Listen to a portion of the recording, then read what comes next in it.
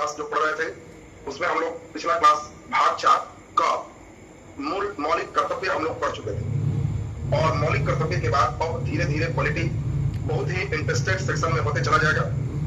इसमें बहुत अनुच्छेद अब रखने की जरूरत नहीं है, हम अनुच्छेद के साथ लिखेंगे, लेकिन आप प्रोसेस को थोड़ा बढ़िया से समझेंगे, उसमें लिखे गए बात को मेन ध्यान देंगे, उसी से मेन प्रश्न है। तो आज हम लोग शुरू करने जा रहे हैं अपने संविधान का भाग 5। सभी को जैसा कि याद होगा 4 के सेट में आप याद कर लीजिए। 5 आपको याद है केंद्र के बारे में, राज्य केंद्र के बारे में था। भाग 6 आप देखे थे राज्य के बारे में था। भाग 7 आप जो देखे थे अ ब स राज्य जो विभाजित था उसके बारे में था, जिसे 7वें संविधान संशोधन से खत्म कर दिए थे। और भाग 8 आप देखे थे केंद्र शासित प्रदेश का वर्णन किया गया था। यानी हम लोग को 4 भाग फिर क्लियर हो गया। भाग 5, 6, 7, 8। भाग 5 में हम लोग पढ़ेंगे पूरे संघ के बारे में, केंद्र के बारे में। 6 में पूरे राज्य के बारे में। 7 हमारा अ ब स राज्य था जो खत्म हो गया। और भाग 8 हम लोग केंद्र शासित प्रदेश का चर्चा करेंगे। इसमें सबसे इंपॉर्टेंट हम लोग जरा देखते हैं तो ये भाग 5 ही है। भाग 5 सबसे इंपॉर्टेंट है कई कारणों से, जिस पर हम लोग का ध्यान चाहिए। पहला तो एक विस्तृत हमारा भाग है जिसमें आपका अनुच्छेद 52 से शुरू हो जाएगा, क्योंकि 36 से 51 हम लोग भाग 4 में देखे थे राज्य के नीति निदेशक तत्व। 51 क में हम लोग देखे थे मौलिक कर्तव्य, और अनुच्छेद 52 से लेकर अनुच्छेद 151 तक ये पूरे हम लोग देखें 3 जो फेज है, कार्यपालिका, विधायिका और न्यायपालिका। इस फेज को हम लोग को देखना है अनुच्छेद 52 से लेकर 151 तक में। और ये 52 से 151 जो आप देख रहे हैं ये भाग बहुत ही महत्वपूर्ण है, जिसमें भाग 5 का मतलब ही है कि हम इसमें संघ का मतलब केंद्र के बारे में स्टडी करेंगे। यहां हम केंद्र के बारे में स्टडी करेंगे। तो भाग 5 का संबंध सीधा सीधा संघ से है। संघ मीन सेंट्रल गवर्नमेंट, मतलब सेंट्रल गवर्नमेंट का मतलब केंद्रीय व्यवस्था से इसका सीधा संबंध है। भाग 6 जब आएगा तब राज्य की पूरी व्यवस्था पढ़ेंगे, लेकिन जो लोग 5 जैसे पढ़ रहे हैं ठीक वैसे ही 6 आ जाएगा। इसमें हम लोग मुख्य रूप से जो सबसे पहले हम लोग पढ़ने जा रहे हैं उसमें कुछ व्यवस्था के बारे में आपको हम बता दें। 2 प्रकार का सिस्टम आप देखते हो, एक केंद्र है और एक राज्य है। दोनों को अलग अलग हम पावर प्रदान करते हैं, तो इसी को संघात्मक व्यवस्था कहते हैं। केंद्र में आपको बताया गया कि इसमें संसद होगा और राज्य में विधान मंडल होगा। देखो 2 तरह की बात होगी। अगर तुमको संसद की बात कहेंगे तो समझना कि केंद्र है, राज्य में संसद नहीं होते। और विधान मंडल की बात करेंगे तो समझना कि राज्य में। और ठीक उसी प्रकार से सभी को आपको समझ में आना चाहिए, जब संसद का नाम बोलेंगे तो आपको ध्यान रखना है कि 3 चीजों के मिलने से, 3 सिस्टम के मिलने से संसद का निर्माण होता है। आप जब आगे पढ़ोगे तो अनुच्छेद 79 इसी में आएगा। अनुच्छेद 79 हम लोग का कहेगा कि 3 चीज। एक का नाम सभी लोग जानते हो, लोकसभा। दूसरा का नाम हम लोग देखेंगे राज्यसभा, और तीसरा का नाम हम लोग देखेंगे राष्ट्रपति। आपसे कभी भी संसद का बात कहे तो आप ध्यान दोगे, संसद का मतलब तीनों के मिलने से संसद होते हैं। संसद मतलब केवल लोकसभा और राज्यसभा नहीं सोचिए, लोकसभा और राज्यसभा के साथ राष्ट्रपति को मिला देंगे तो यह संसद हो जाएगा केंद्र का। आगे फिर पढ़ेंगे कि राज्यसभा को ही उच्च सदन करते हैं, लोकसभा को निम्न सदन करते हैं। दोनों के चुने जाने की योग्यताएं अलग अलग है, दोनों एक कभी जो है विघटित नहीं होता, इसीलिए उच्च सदन है। किस प्रकार से चलता है ये तो हम लोग आगे कार्यपालिका में पढ़ेंगे। अभी विधायिका जब आएगा सेक्शन तो हम लोग इसको लोकसभा राज्यसभा पूरी डिटेल देखेंगे। और इसमें हम लोग को अभी बेसिक आपको केवल जानकारी दे दें कि लोकसभा में आप सभी लोग जानते हैं कि 2 प्रकार से लोग सदस्य बनते हैं, और राज्यसभा में भी 2 प्रकार से सदस्य बनते हैं। और लोकसभा या राज्यसभा के जो भी सदस्य होंगे तो इन सदस्यों को एक पार्लियामेंट के मेंबर हैं, इसीलिए इनको एमपी कहेंगे, मेंबर ऑफ पार्लियामेंट। यानी कोई व्यक्ति राज्यसभा का भी सदस्य है तो वो एमपी साहब है, मेंबर ऑफ पार्लियामेंट है। राज्यसभा के भी सदस्य हैं तो मेंबर ऑफ पार्लियामेंट तो तभी हो। बाकी लोकसभा में मुख्य रूप से कुल सदस्यों की संख्या आप जानते हो 545 है, जिसमें राष्ट्रपति 2 एंग्लो इंडियन को मनोनीत करते हैं, बाकी 543 सीटों के लिए चुनाव होता है। यानी लोकसभा में जो प्रधानमंत्री है वो 543 सीटों के चुनाव में 50% +1 जो लाएंगे वो यहाँ पे हेड बने। बाकी राज्यसभा ये 2 एंग्लो इंडियन को राष्ट्रपति यहाँ पे निर्वाचित नहीं मनोनीत करता है। ठीक उसी प्रकार राज्यसभा में अगर हम चले तो इसमें कुल सदस्य की संख्या 245 है, जिसमें 233 के लिए यहां भी चुनाव होते हैं जो विभिन्न क्षेत्रों से आते हैं, और 12 किसी विशेष क्षेत्र में, खेल में, संगीत में, अन्य चीजों से मनोनीत का मतलब हो गया सीधे राष्ट्रपति उनको भेज दिए कि हाँ, ये सचिन तेंदुलकर खेल में बहुत अच्छा है, हम पब्लिक से पूछने की जरूरत नहीं है, इनका डायरेक्ट मनोनयन कर दिए कि 12 में ये राष्ट्रपति को पावर है।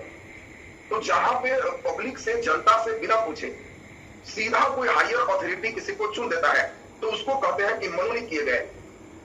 मतलब जैसे क्लास में हम अगर किसी लड़के को कहते कि यही क्लास का मॉनिटर होगा तो वो लड़का चयनित नहीं है, उसके विद्यार्थियों ने क्लास को चुना नहीं है, मैंने उसका मनोनयन किया है, डायरेक्ट चुन लिया है।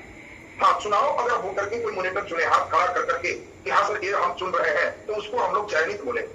चयनित मतलब आफ्टर इलेक्शन, मनोनीत का मतलब बिना चुनाव के सीधे हायर अथॉरिटी के द्वारा चुन देना। तो पहली ये सब बेसिक बात अभी बहुत बार आपको सुनना होगा, अभी तो केवल बता रहे हैं कि आपके अंदर इतनी बात कम से कम जानकारी होगा तो आज का क्लास आप अच्छा समझ पाओगे। तो हम लोग देख लिए संसद में 3 पार्ट हो गए, राष्ट्रपति, लोकसभा, राज्यसभा। उसी प्रकार से अब हम लोग मुख्य रूप से सबसे इंपॉर्टेंट बात समझते हैं। बिल्कुल जैसे रंजन गोगोई जी को अभी चुना गया, वो डायरेक्ट चुना गया तो मनोनीत हो गए, मनोनीत कहलाएंगे। राज्य में भी आपको हमने बताया कि सेम उसी प्रकार से जैसे यहाँ राष्ट्रपति है वहां राज्यपाल होंगे, जैसे यहाँ लोकसभा है वहां विधानसभा होंगे, ये दोनों मिला देंगे तो वहां विधानमंडल कहलाएगा। भारत के 6 राज्यों में ऐसी भी व्यवस्था है जहां राज्यसभा के टाइप में विधान परिषद है और विधान परिषद सभी में नहीं है। ये विधान परिषद सिर्फ 6 राज्य में है, बाकी राज्यों में केवल विधानसभा है। विधानसभा में आप देखते हो या विधान परिषद में देखते हो एक मेंबर ऑफ लेजिस्लेटिव असेंबली, इसको एमएलए कहते हैं। विधान परिषद डायरेक्ट पब्लिक से फिर उसी प्रकार नहीं चुना जाएगा। इसमें भी अब विशेषज्ञ लोगों की चुनाव होगी, शिक्षक प्रतिनिधि अलग होंगे, बाकी अन्य चीजों के अलग होंगे, फिर डायरेक्ट ग्रेजुएट वाले अलग चुने जाएंगे। डायरेक्ट जनता विधान परिषद में सीधा सब लोग वोट नहीं करते, हाँ विधानसभा में सब लोग वोट करते हैं। इसीलिए जनरली कंसेप्ट हुआ कि विधान परिषद की जरूरत नहीं है, इसमें चुने हुए लोग पेंशन लेंगे, वेतन लेंगे, बहुत तरह की बात करेंगे, इसलिए बहुत जरूरी नहीं।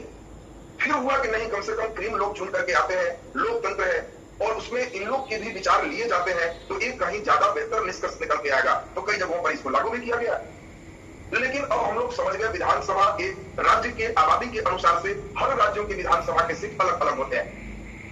इसमें एक चीज हर जगह वैसा नहीं है कि आपका यहाँ मेंबर ऑफ पार्लियामेंट जैसे फिक्स है, ये भी राज्यों के जनसंख्या के अनुसार से अलग अलग होते हैं।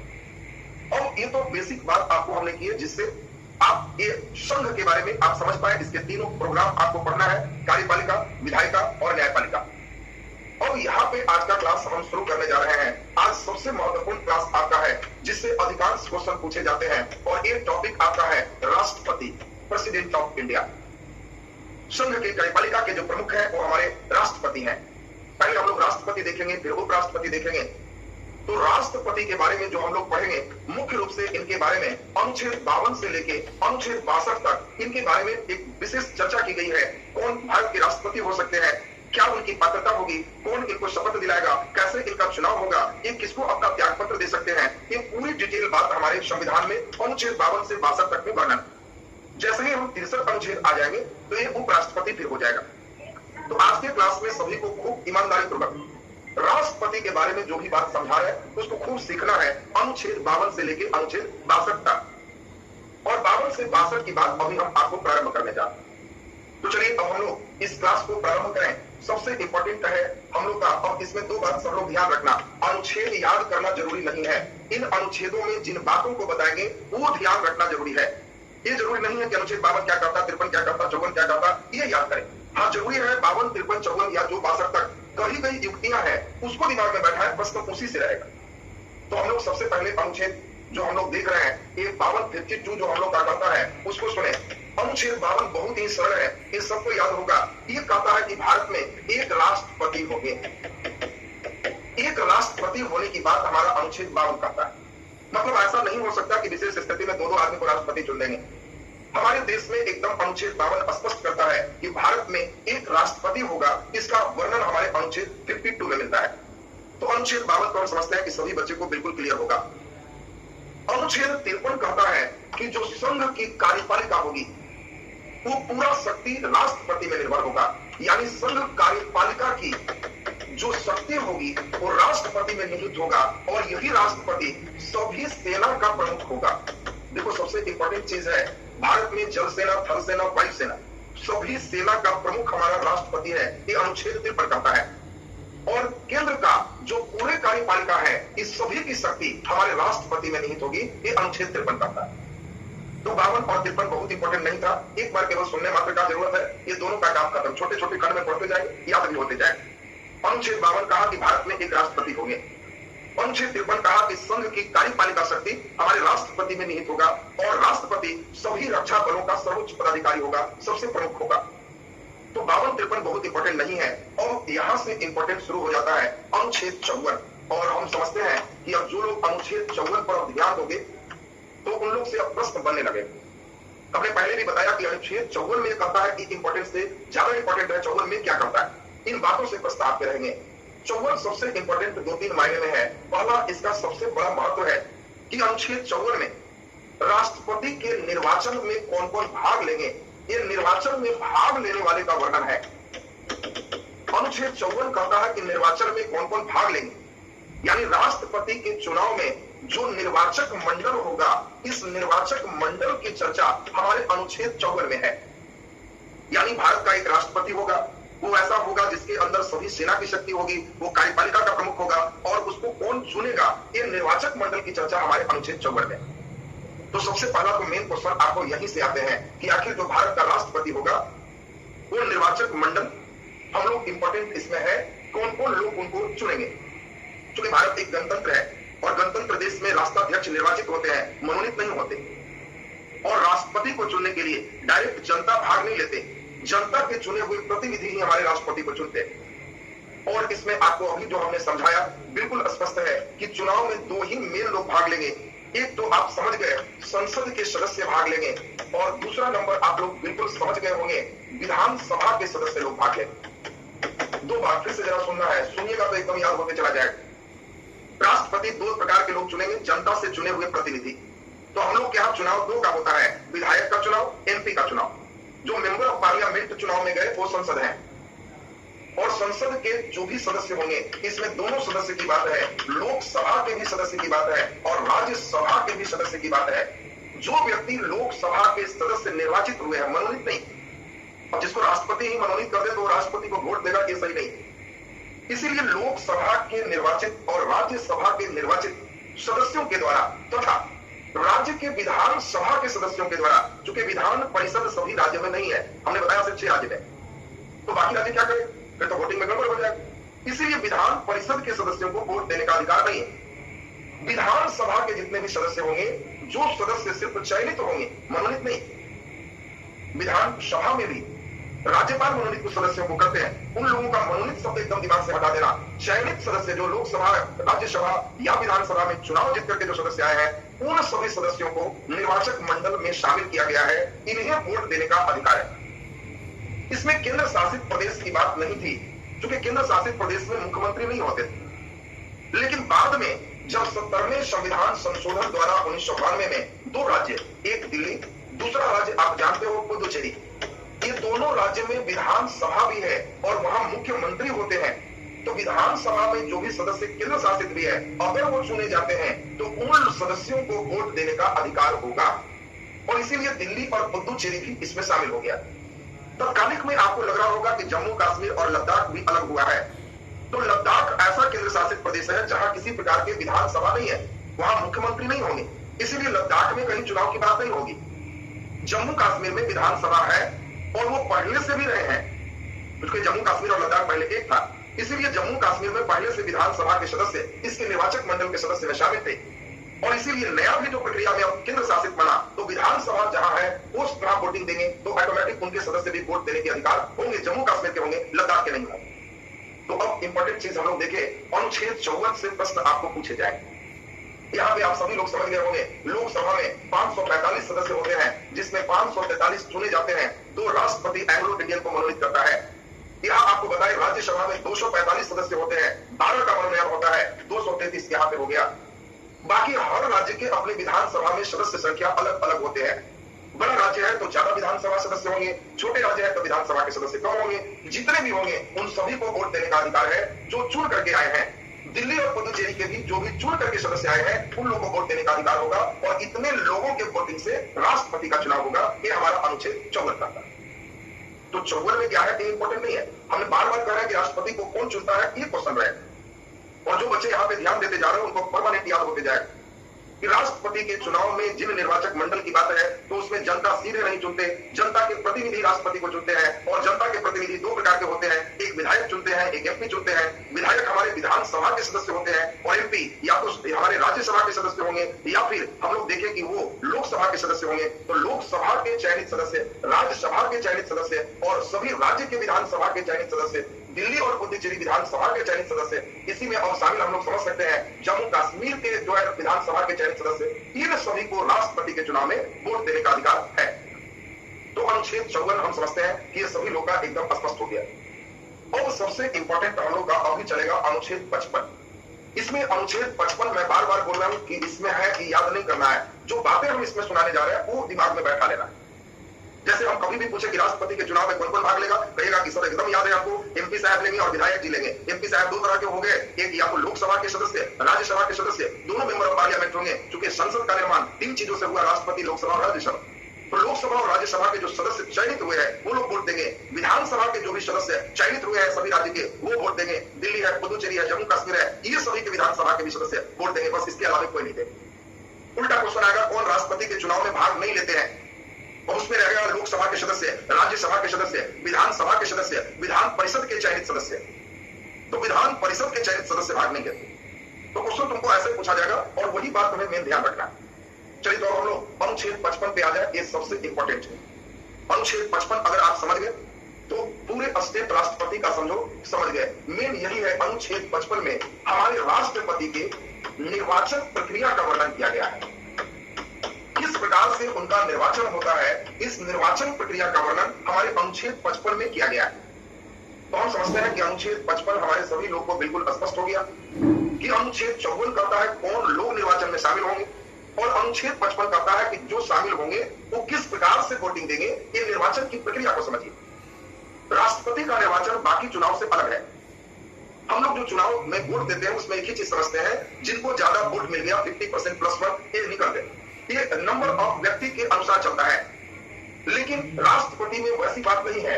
राष्ट्रपति के लिए सबसे उपयुक्त एक शब्द का प्रयोग किया गया है, आनुपातिक प्रतिनिधित्व प्रणाली। आनुपातिक प्रतिनिधित्व प्रणाली। और दूसरा नंबर हम लोग देखेंगे एकल संक्रमणीय पद्धति।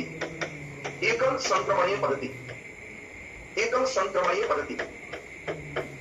ये दोनों क्या है, जिन बच्चों को पूरा ध्यान यहां पर रहेगा तब इसको समझ पाओ। ये एकल संक्रमणीय पद्धति क्या है और फिर ये आनुपातिक प्रतिनिधित्व प्रणाली क्या है, इन दोनों चीज को हम लोग को समझना होगा। और हम थोड़ा सा यहाँ पर आपका ध्यान चाहेंगे जिससे कंसेप्ट आपका ठीक हो जाए। सुनो अब ठीक से, कहने का सेंस क्या है। देखिए, जितना वैल्यू हमारे वोट का है, मान लो टीचर कई है, आप लोग भी ये वाला सिस्टम रखते हो, आनुपातिक प्रतिनिधित्व प्रणाली। अब बताओ, आपको भी मान लो 10 टीचर से पढ़ रहे हो तो गिनती के लिए 10 टीचर है, 10 टीचर है, ये गिनती है। और आपकी इच्छा हुई कि हम सभी सर से राय लें कि सर इसका फॉर्म भरे या नहीं, हम बीपीएससी की तैयारी करें या नहीं। आपकी इच्छा है राय लें। और फिर आप सोचें कि अगर 10 टीचर में 50% प्लस 1 मैंने 5 और 1 6 टीचर बोल दे कि तैयारी करिए तो करेंगे, नहीं बोलेंगे तो नहीं करेंगे। ये सामान्यतः निर्वाचन की प्रक्रिया हो, लेकिन इसको आनुपातिक प्रतिनिधित्व नहीं कहते। और दूसरा नंबर बात है कि आप मान लें हम राहुल सर से पूछ रहे हैं, तो राहुल सर कितने बच्चों को पढ़ा रहे हैं, आप इसका एक आइडिया लिए कि राहुल सर के पास 10,000 बच्चे पढ़ रहे हैं। अगर किसी एक टीचर से पूछ रहे हैं, गांव के टीचर हैं, इनके पास 10 बच्चे पढ़ रहे हैं। अगर हम किसी टीचर से पूछ रहे हैं तो उनके पास 20,000 बच्चे पढ़ रहे हैं। अगला एक टीचर से पूछ रहे हैं, उनके पास 100 बच्चे पढ़ रहे हैं। तो अब बताओ, क्या सभी टीचर समान प्रतिनिधित्व कर रहे हैं? तो नहीं, कोई 10,000 का रिप्रेजेंटेशन कर रहे हैं, कोई 10 का रिप्रेजेंटेशन कर रहे हैं। तो अब जितना वैल्यू हम 10,000 लड़कों को पढ़ाने वाले टीचर का देंगे, क्या उतना ही वोट का मूल्य 10 लड़के के पढ़ाने वाले टीचर को देंगे? बात को सुनना है तो तुम्हें इस शब्द क्लियर होगा। 10 लड़के को पढ़ाने वाले टीचर का वैल्यू क्या हम उतना ही देंगे जितना 10,000 बच्चों को पढ़ाने वाला टीचर बोल रहा है उसका वैल्यू देंगे? तो आपके मन में निश्चित रूप से ये होगा कि नहीं, जो ज्यादा वैल्यूएबल टीचर है उनके बात पर हम ज्यादा ध्यान देंगे।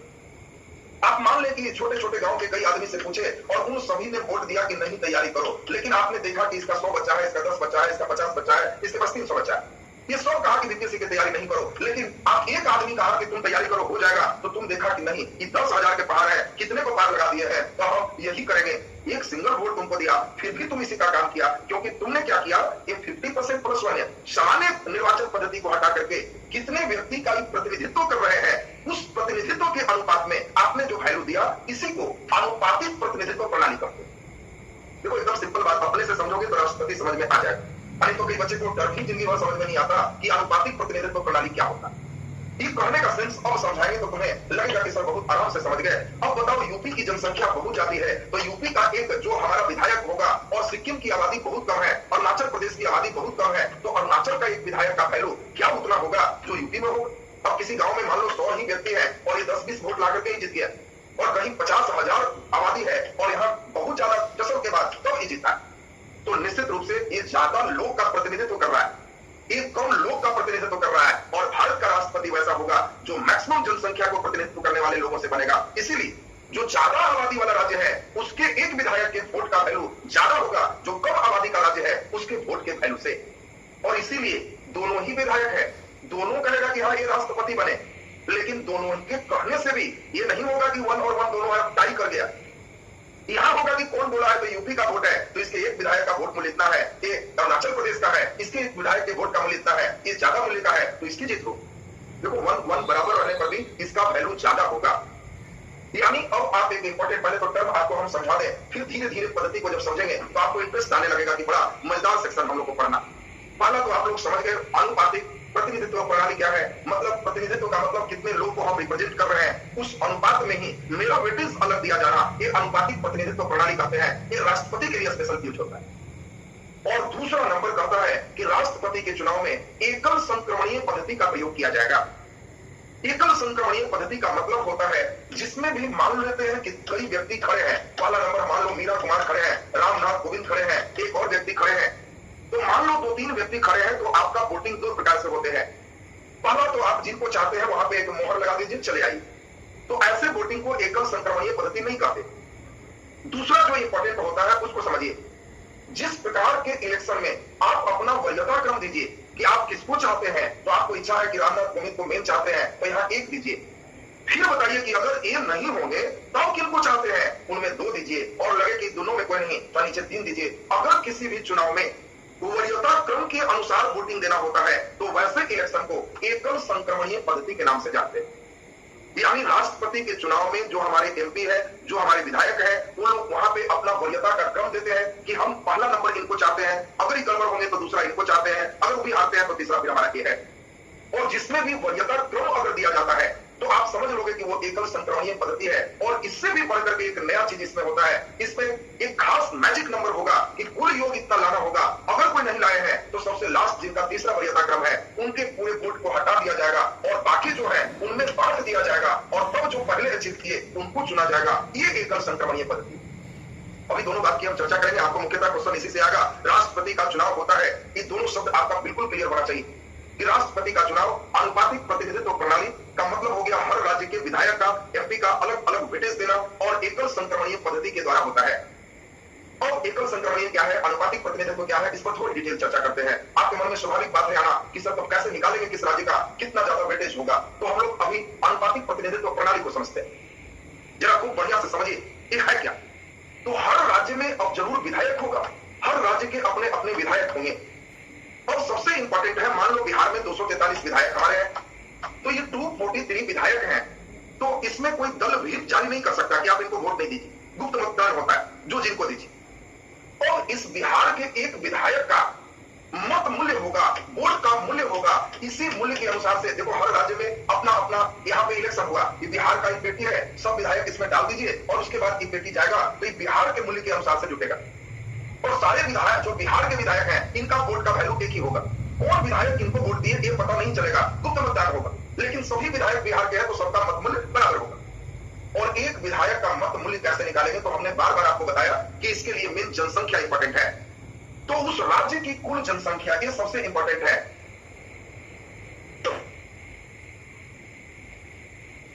जितने भी हमारे विधानसभा के सदस्य हैं, ये विधानसभा सदस्य से भाग दे दे और जो आए उसमें 1/1000 से गुणा कर दे, इसका जो मान आएगा वो एक विधायक के मत का वैल्यू होगा, एक वोट का उसका ही मूल्य होगा, और उसी के अनुसार से वरीयता क्रम ऊपर नीचे होगा।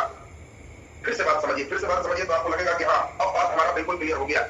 जैसे मान लेते हैं कि किसी भी राज्य में अगर मान लेते हैं कि हमने इकाई, दहाई, सैकड़ा, हजार, 10,000, लाख, 10 लाख, करोड़, एक करोड़ की आबादी है किसी राज्य में, और मान लें 1 करोड़ की आबादी में 100 विधानसभा में सीट है, तो एक विधायक का मूल्य, जिस राज्य की आबादी 1 करोड़ है उसमें 100 विधानसभा में सीट है, तो इसको हम पहले निकाल लेंगे। जितना आएगा उसमें फिर 1000 से भाग देंगे हमेशा सभी राज्य में। तो अब 1000 से भाग लगा दिए तो ये 1000 बचा, मतलब एक विधायक के वोट का वैल्यू 1000 है उस राज्य का जिसकी आबादी 1 करोड़ हो, और जहां निर्वाचित सदस्य की संख्या 100 है, हम लोग एक विधायक के वोट का वैल्यू निकालें। देखो बहुत इंपॉर्टेंट चीज है, आप अब समझ पा रहे होंगे कि हम लोग कितना मजे में, कोई भी राज्य है तो उसके एक विधायक का वोट का वैल्यू निकालें। ऑब्जेक्टिव कभी कभी आता है कि राष्ट्रपति के चुनाव में किस राज्य के विधायक का मत मूल्य सबसे अधिक होगा। तो डिफिनेटली उत्तर प्रदेश, बोले राजस्थान देखने में बड़ा है, हमें क्षेत्रफल से मतलब नहीं है, जनगणना से मतलब है, जनसंख्या से मतलब है, और यूपी में देख ही रहो जनसंख्या कितना ज्यादा है, इसीलिए यूपी के एक विधायक का जो मत मूल्य होता है वो 208 है। उसी प्रकार यूपी की कुल जनसंख्या बटे यूपी में कुल निर्वाचित विधानसभा के सदस्य की संख्या बटे 1000 करेंगे तो ये 208 एक विधायक के वोट का मूल्य। सबसे कम मत मूल्य वाला राज्य कौन है, ये भी पूछता है। ये दोनों कितना है ये नहीं पूछे, लेकिन आपको दे सकता है बेहतर परीक्षा में, एसएससी वगैरह में बेहतर क्वेश्चन है कि बताओ राष्ट्रपति के चुनाव में किस राज्य के विधायक का मत मूल्य सबसे कम है। वेरी गुड, देखिए अरुण जी बिल्कुल सही जवाब दिए हैं। ये राष्ट्रपति के चुनाव में सिक्किम के विधायक का मत मूल्य सबसे कम है। गोवा की आबादी कुछ लेने के सही है, जनसंख्या पर डिपेंडेंट है, और सिक्किम की सबसे कम है, यहाँ एक विधायक का मत मूल्य केवल 7। अब सोचो सिक्किम का 100 विधायक भी मिल जाए तो एक विधायक के भी बराबरी नहीं करे, तो समझ ही सकते हो कि यूपी के विधायक का राष्ट्रपति के चुनाव में कितना ज्यादा वैल्यू है। अब कभी कभी मान लो बिहार राज्य से तुम हो तो आपसे पूछा जाए कि बताओ बिहार के विधायक के एक मत मूल्य कितना होगा, बिहार के विधायक के एक विधायक का मत मूल्य कितना है, तो आपको अब इसके लिए बिहार की कुल जनसंख्या चले, बिहार में निर्वाचित सदस्य की संख्या चले, गुना 1/1000 चलेगा, तो ये लगभग 173 आ जाता है। 173 बिहार के एक विधायक के मत मूल्य का मान। और हम लोग यहां पर देख लिए, यानी बिहार, यूपी, ये सभी जो देख रहे हो, इन सभी का वेटेज राष्ट्रपति के चुनाव में सबसे ज्यादा है। बिहार का एक विधायक सोचो कितना इंपॉर्टेंट होगा, 243 के सीट से गुना करोगे इतना कुल मत मूल्य हो जाए। ये नहीं समझना कि 1 लाख ही राष्ट्रपति को वोट पड़ा तो 1 लाख आदमी वोट दिए, एक विधायक वोट दिए तो उनका इतना वेटेज है, एक एमपी जो देगा उसका वेटेज निकालेंगे और तब तय होगा। इसमें दूसरी महत्वपूर्ण बात, एक चीज ध्यान देना है, आखिर कुल जनसंख्या कब का लिया जाएगा, ये भी बहुत अच्छा क्वेश्चन है। ये बहुत बेहतर प्रश्न है कि राष्ट्रपति के चुनाव में कुल जनसंख्या कब की जनसंख्या लिया जाता है, तो आंसर होता है 1971 के जनगणना के आधार पर एक कुल जनसंख्या लिया जाता है। ये नहीं कि रिसेंट डाटा का प्रयोग हम लोग नहीं करते। और ये भी कहा हुआ है कि 2026 तक राष्ट्रपति का जो चुनाव होगा ये 1971 के जनगणना के आधार पर ही किया जाएगा। इसका मतलब है कि 2026 तक जो भी डाटा जनगणना का बदलते रहे, बढ़ते रहे, उससे कोई मतलब नहीं है। ये नहीं कि 2011 में जनगणना हुआ, 2021 में जनगणना हुआ तो मत मूल्य बदलेगा, कि 2026 तक उसी जनगणना से चलेगा। और इसीलिए 71 से 2026 तक हम लोग पूरे 1971 के जनगणना पर एक विधायक के मत मूल्य, एक सांसद के मत मूल्य को हम लोग निकाल के राष्ट्रपति का चुनाव करते हैं। तो अब तो ये बात समझ में आ गई होगी कि हम लोग जो वोट देते हैं इसमें ये अनुपातिक जो हम लोग देख रहे हैं प्रतिनिधित्व प्रणाली, इसमें हर राज्य का अनुपात वेटेज अलग अलग हम लोग दिए हैं और एक विधायक का मत मूल्य निकाल के हम लोग उसको जोड़ते हैं। इसके लिए सबको हम दिल्ली नहीं बुलाते, जो जहां विधायक है, बिहार तो बिहार, यूपी तो यूपी, सबका बक्स अलग जाएगा, लिखा रहेगा बिहार का बक्सा है, तो एक विधायक का जो मत मूल्य है उसके अनुसार से मैथमेटिक्स चलेगा। उसी प्रकार से अब आपको कहें कि एक सांसद का मत मूल्य क्या होगा, अरे दो ही लोग तो वोट देंगे, या तो विधायक वोट देंगे या सांसद वोट देंगे। तो एक सांसद का जो मत मूल्य होगा ये बिल्कुल स्पष्ट है, सभी विधायक के मत मूल्य, सभी विधायक के मत मूल्य, मतलब एकदम आसानी से आपको ये निकल जाएगा। एक विधायक का मत मूल्य एक राज्य का निकाले, 243 सीट है तो 243 से उसको हम गुणा कर दें। अब आपको ध्यान रखना है सभी विधायक का मत मूल्य हम लोग करेंगे और उसमें फिर वही चीज है, लोकसभा और राज्यसभा, ये दोनों की, लोकसभा और राज्यसभा ये दोनों के निर्वाचित जो सदस्य हैं उसकी संख्या से हम जब भाग देंगे तो एक सांसद का मत मूल्य निकल जाएगा। तो सभी विधायक के मत मूल्य में जब लोकसभा और राज्यसभा इसके मत मूल्य संख्या से भाग देंगे तो एक सांसद का मत मूल्य निकल जाएगा। और इसी मत मूल्य से हम लोग को अब बेस क्लियर हो चुका है कि ये ब्रिटिश के अनुसार से सभी सांसद नंबरिंग देके एकल संक्रमणीय पद्धति के आधार पर एक वोट देंगे, ये निर्वाचन की प्रक्रिया हो गई। वोट देने के बाद मतगणना के लिए सबसे पहले देखा जाएगा कि मान लेते हैं कुल मिलाकर के सभी एमपी, सभी विधायक, और हम लोग देखें कि कुल मत का मूल्य 10 लाख। अब मान लो कि कुल मत का मूल्य 10 लाख है तो गिनती कैसे होगी, 10 लाख बटे 2 मतलब 5 लाख, और +1 50% +1 5,01,000 जिनका आ गया वही निर्वाचित हो। 5,01,000 जिनका आ गया मतलब एक विधायक का मूल्य 1 नंबर पे जिनका जिनका है उनका जोड़ा जाएगा, जिनका आ गया 5,01,000 तो डायरेक्ट निर्वाचित हो गए। अगर सीधा एक राष्ट्रपति खड़ा है निर्विरोध निर्वाचन हो जाएगा, 2 खड़े हैं तो निश्चित एक को आ ही जाएगा, 5, 6, 7, 8 आदमी खड़े हो जाएंगे तब वो नहीं आएंगे, तो सबसे नीचे वाला को हटा दिया जाएगा और उसका वोट सब लोग में बांट दिया जाएगा और बांटने के बाद फिर जिसका सबसे पहले आ जाए 50% +1 वो राष्ट्रपति निर्वाचित हो जाएगा। तो अनुच्छेद 55 आपने देखा कितना इंपॉर्टेंट है। अनुच्छेद 55 से तय होता है कौन व्यक्ति राष्ट्रपति कैसे बनेगा, और बाकी छोटा छोटा है, ये दोनों में थोड़ा सा लोड था। और अनुच्छेद 56, 57, 58, 59, 60, 61 और 62 इतनी बात केवल राष्ट्रपति से संबंधित है और इसकी चर्चा हम लोग करते हुए अगले दिन मजेदार फेज में चलेंगे, उपराष्ट्रपति की भी हल्की शुरुआत हो जाएगी। और उम्मीद है कि धीरे धीरे आप लोग 8-10 क्लास में महसूस करने लगेंगे कि पॉलिटी मेरा एक मजबूत विषय में शामिल हो गया और इसमें समस्याएं नहीं होगी। क्योंकि मेन तो बात समझना सबसे जरूरी होता है। बात नहीं समझोगे केवल रट्टा मारोगे, बावन भारत का राष्ट्रपति होगा, देवर तिरपन होगा, कोई मतलब उसका नहीं। मैं पहले भी बताया हूं कभी अनुच्छेद नहीं भी याद होता है, परेशान मत होना, अंतिम में तुमको 30-40 अनुच्छेद याद करवा देंगे, बस वही से प्रश्न आ जाए, बाकी प्रोसेस को याद करो, इसमें कहा क्या जा रहा है, ये ज्यादा इंपॉर्टेंट है। तो चलिए आज का क्लास हम उम्मीद करते हैं कि आप लोग बढ़िया समझे होंगे। देखिए सुमन जी है लुसेंट से, लुसेंट वगैरह तो चलिए उसका फास्ट रिवीजन बुक है, उससे कंसेप्ट बहुत नहीं बनेगा, हम लोग जो भी करेंगे पूरा कंसेप्ट के साथ चलेगा। वैलिडिटी के लिए वर्मा जी हम बोले हैं, देखिए टाइम लगेगा लेकिन हो जाएगा, आपको परेशान नहीं होगा। अभी लाइव क्लासेस कीजिए, लाइव सेक्शन में ही वीडियो रहता है, उस वीडियो को लाइव में अभी देखिए, फिर जिस दिन आएगा शुरू से सब चीज हो जाएगा, जिस दिन बढ़ेगा 3 महीना उस डेट से बढ़ा जाएगा, इसलिए आपको परेशान नहीं होना, बढ़ जाएगा। प्रमोद जी पूछ रहे हैं राष्ट्रपति मनोनीत होता है या नहीं? बिल्कुल, राष्ट्रपति कभी भी मनोनीत नहीं होगा। मनोनीत हो जाएगा तो हमारा देश गणतंत्र नहीं होगा। गणतंत्र का मतलब है कि राष्ट्रपति का निर्वाचन होना चाहिए, एक ही आदमी खड़े होंगे तो इसको हम लोग निर्विरोध निर्वाचन के शब्द बोलेंगे, मनोनीत नहीं बोलेंगे। निर्विरोध निर्वाचित हो गए, इनका कोई विरोध नहीं हुआ, ये चीज शब्द बोलना है, मनोनीत नहीं बोलेंगे। चलिए मैथ क्लास, बिल्कुल मैथ आप लोगों को वीडियो मिलेगा, हम लोग फ्री ऑफ कॉस्ट मैथ क्या प्रोवाइड करेंगे।